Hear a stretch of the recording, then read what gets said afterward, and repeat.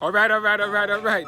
Welcome to another episode of Tuesdays with Audi, and I am your host, Audi. Last month, I looked at education. Fortunately, this week, I find myself on a college campus, and this is one of the biggest college campuses in Florida. I am currently at the University of Florida campus, and I'm standing next to the football field. I can almost touch it. Technically, I can almost step on it, but I would have to excuse myself from the camera in order for me to go walk on the field. However, it's not college football season, so therefore the field is empty. So, as I've been told, April is Math Awareness Month as well as Financial Literacy Month. There are some other things that April may be known for, but it's too much stuff. However, for this month, I am going to focus on the topic of financial literacy. Seeing that finances and math to go hand in hand, I don't know why I need to isolate them, but however, we're going to try to use both of them as one and try to make sense of the financial literacy and math at once. So my question to you today is to think back at your childhood and even currently with your relationship to this particular item, money. When you heard that word, what did you feel? How did you respond when you heard the word money? Now, each one of us as individual, we have some form of relationship when it comes to money. I have heard someone say that money is the lifeblood of the economy, and your relationship with money is going to determine how well you survive in today's society with or without it. And if it is the lifeblood of society, then what is your current blood type?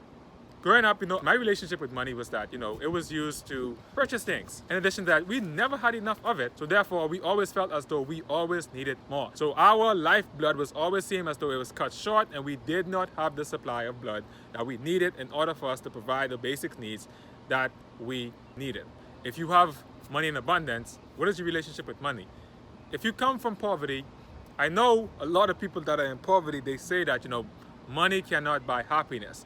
And the rich people, they probably say something different. But if you come from a class of people that don't have enough money, they always will try to default to that. We have love, we have family, we have support. But money cannot buy happiness.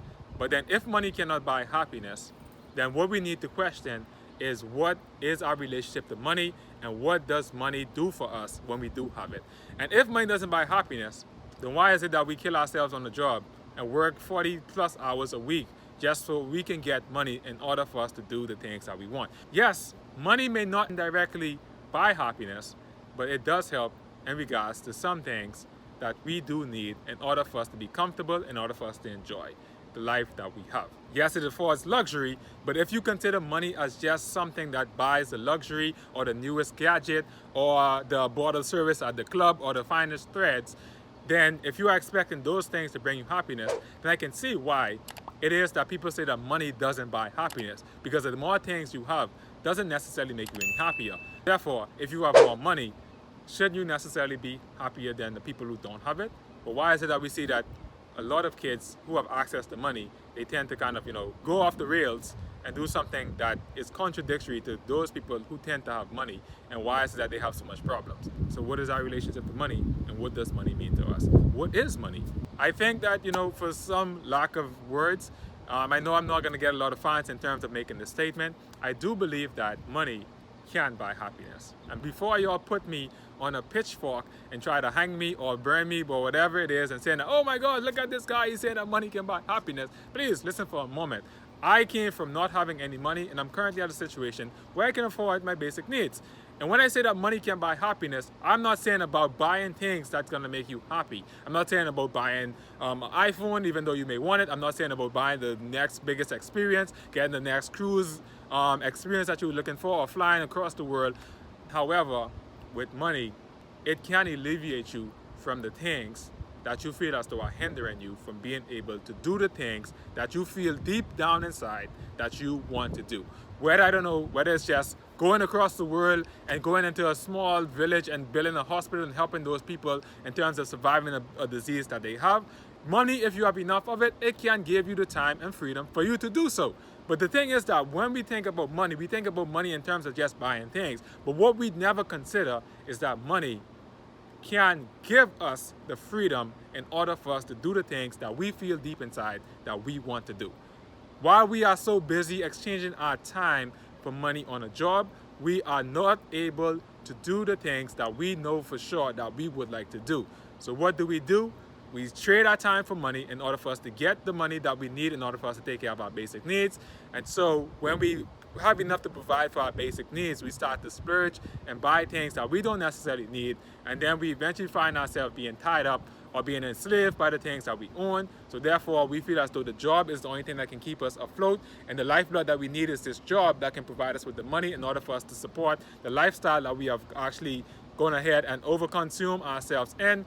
And because we overconsume, then we feel as though this job is our only escape or our only means in order for us to get this blood supply that we need for us to survive in today's society.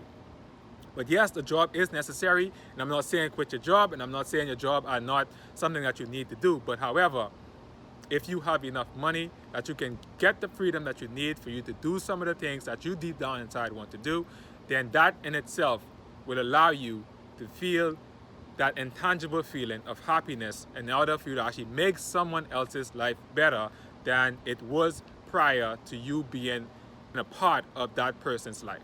But with your job and not having enough money, then of course you can see why it is that even though we have a supply of money, but as long as we still have all those consumption habits and we always feel as though we need our jobs and we have to go there because we have to get this money from this job, then we can see why even though if we have access to supply in it, we can never truly be happy with the thing that we are doing or even with what we have. So to me, money is a means of buying some form of freedom. Whether that freedom entails me to do the things that I want to do, whether it entails me to actually go ahead and invest myself into different people's lives, and whether it be for me to actually just do YouTube videos on a daily basis, yes, with enough money, it will allow me to give me the freedom for me to do the things that I want to do instead of feeling though I am trapped by someone else's standards or their rules in order for me to compensate or maintain a livelihood that I know I want to have. The question is, seeing that this month is Financial Literacy Month, we're going to talk more about these things. So today's first question was, what is your relationship with money? I don't know the answer to it. Only you can answer that question. And it takes some very deep self-reflection. And maybe, you're going to look at it and be like, oh my gosh, I don't want to know this. And clearly, a lot of us don't want to know what our relationship is with money, because for us to face that reality, how bad we are with it, we do not want to go through that entire process. But then, with awareness, it always is the first step to you being free from something that you didn't know is currently controlling your life without you necessarily knowing that it's controlling your life. So for Financial Literacy Month, I would say the first thing I would recommend, I think everybody may necessarily know about it, is for you to kind of, track your expenses in terms of what you are spending your money on. Do it on a weekly basis. Do it on a monthly basis so you can have an idea of where it is that your money is going. If your paycheck comes in and it leaves and you're like, where did my money go? Then you clearly have a bad relationship with money. If your girlfriend was to be here today and then tomorrow she's gone and you don't know why it is that she left, then you will clearly be trying to figure, okay, well, why did she leave? But it's like, if you are not knowing how your money is leaving your pocket or leaving your account, then you clearly need to go ahead and ask those questions and try to figure out, why is it that this money is leaving me when I still don't know where it's going?